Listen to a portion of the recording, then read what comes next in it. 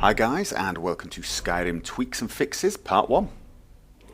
Now this is a new video series, and fairly obviously it's about all the different fixes and tweaks that you can make to the game to make it look nicer, perform better, or just generally be more stable. Now, those of you who have been watching my Let's Play video series may remember in part 2 I was complaining that the mountains were flickering on and off in a very annoying way, and this video is going to cover that. It is caused by something called Z-fighting, and I was contacted by a very helpful person who goes by the name Torminator, who gave me a guide to how to fix this. So what am I talking about when I say Z-fighting or mountain flickering? Well, if you look at the mountains in the distance now, as I move my mouse, you can see they seem to flicker and shimmer. And if I move towards them, it's very distracting. And it tends to only happen on the very distant mountains for me. But as you can see the close ones, not a problem. But those, well, those are horrible. And here it is again, on the throat of the world. As you can see, it's pretty disturbing. He says as a dragon flies past. So this is what we're going to try and get rid of. This horrible flickering. Now, to fix this flickering problem, I'm going to be using some documentation on the Step Project's wiki page. Now, for those of you who don't know what Step Project is, basically it stands for Skyrim Total Enhancement Project, and it essentially is a guide to enhancing the game. Now, the guide basically goes through a lot of things from how to, some basics on how to mod and what the author considers are sort of essential mods, but it also has quite a few things like ini tweaks, etc., to make the game perform better or look better. They have a wiki page, and on that wiki page there is a document devoted to getting rid of this flickery mountain problem, and it's called Step Project Wiki Z-fighting. Now I'm going to leave a link down below, and I suggest you actually read this in full because there are quite a lot of things he discusses, but what I am going to be trying are his ini fixes. He's got ini fixes in two parts, part 1 and part 2. Part 2 is designed only for really very good rigs, and I'm not actually going to use this one this time because it also includes changes to a variable called ugrids to load, and there are some issues with that. I'm going to devote an entire video just to that subject. So for now, to fix this, we're going to focus on fix part 1. So the first thing we do is we open up our skyrimprefs.ini file. Now if you don't know where that is, it will be in, or it should be in, Documents, My Games, Skyrim, and there you go, skyrimprefs.ini. Now I actually have a shortcut to it from my desktop because obviously I like to be able to just go there. Now, important, I think, copy this and paste it here, paste it wherever you want, and then rename it Skyrim Prefs. I remove the copy and make it backup. Just in case you have some horrible problems, it's always nice to have a backup, and if you do some changes that make your game crash or really are bad and you can't figure out how to undo it, you can delete the skyrimprefs.ini and just rename this back to skyrimprefs.ini. So we're going to open this now in Notepad, and under Terrain Manager. Now what I'm going to do is select this, then right click and copy. I'm going to go to here, edit, find. You can do Control F, right click, paste, and then find next. So that jumps me straight to this texture, to this section, excuse me. And it wants the tree load distance to be 75,000, it already is.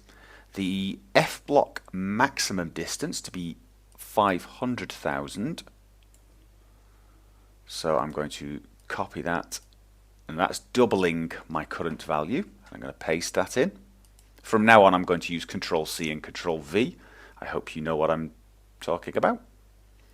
So I'm going to Control C for copy, and let me just double check that. Yes, the block level 1 distance. I'm going to replace the 70,000 with, let me just Control Z that. Yes, so 70,000 mine is set to, and he is suggesting setting it to 1.4 million.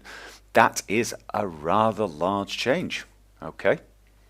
The F block level 0 distance, he's got 75,000 where I've got 35,000.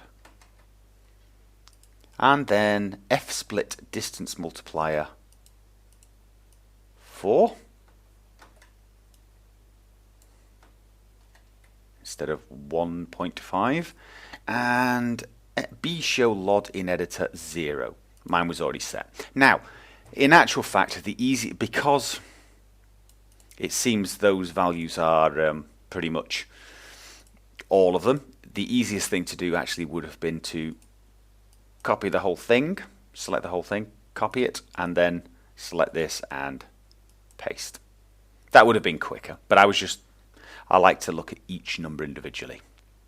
So that is okay. No, don't close this file yet. I also need to search for F sky cell ref fade distance. Again, select everything, either right click and copy or Control C. Go back to here, find next. Right, I'm going to go up because maybe it's above. It's above. So I just changed the direction of my search. Sorry if you know all this, it's just in case you're not familiar with Notepad. Ordinarily, I actually use Notepad++, and I highly recommend using that if you do a lot of editing, but I'm using Notepad specifically because I know everyone has it. So, he says change the value to 500,000.0000. So let's copy that. Paste. Okay, so that's it for the Skyrim prefs. I'm going to save that and close. Go back to where I found Skyrim prefs, and I now need to edit Skyrim ini. And again, I'm going to suggest you copy, paste, and then rename that to be Skyrim Backup, just in case. Then I'm going to open Skyrim ini. So what's he telling me to do now? Under the display section, now that's actually right at the top, so I don't need to find that. The F near distance. Do I have an F near distance? No, I do not. So I need to add this line. Copy. Just go to the very bottom of there. I'm going to press the Enter key and add that. F near distance 25. He mentions that this value should range between 15 and 25. If you go over that, it can cause some problems. And he also suggests you can play with these values to see where the sweet spot is for you. So I then save this. Now, he does point out that this fix will cause some sort of performance hit. What you're actually going to notice is a few frames a second less performance in order to make the mountains look better. So be aware of that. If it's too big a performance hit for you, you might have to live with flickering mountains. So here we are in game, and as I move to the mountains, you can see it's a massive improvement. There is still a flicker, you can still see it, but it is very faint now, whereas before the mountains were almost switching on and off. Now it's a very faint flicker, and it's still very playable. There probably is a performance hit. I can't quite tell. I get pretty high frame rates here anyway. But even whilst recording the video, I'm still getting over 50 frames a second. This is on Ultra. So now I've got a good rig, obviously, and this fix is going to require that your rig can handle it. But if it can, it's well worth trying because it definitely removes one of the more annoying things about the distant terrain. Now, one thing to know, the author of the guide said that you may find certain mods like the enhanced distance terrain stop this fix from working or even make it worse. But I have just installed the enhanced distance terrain option that comes with realistic lighting 3.4, and as you can see, still works. Still the same little flicker, but nowhere near as bad as it was before. But just be aware of that. Okay, and that's it for this video. I hope it was helpful. Be sure to check out the step page on Nexus and the step project's wiki. I will put links below. And please read the page I suggested thoroughly, and do make sure you make backups of your ini files just in case. And feel free to give me some feedback on this sort of video. I mean, is this a type of video that you would like to see more of? Is it useful? Is it helpful? Etc. And of course, if it is helpful and you liked the video, be sure to click the like button because I always appreciate that. And a big thanks to all the people who've started to submit screenshots to my Nexus pages. I absolutely love them. I will try to get as many of them in future videos as possible. Anyway, I look forward to seeing you guys for my next video, whatever that is. And until then, as always, have fun.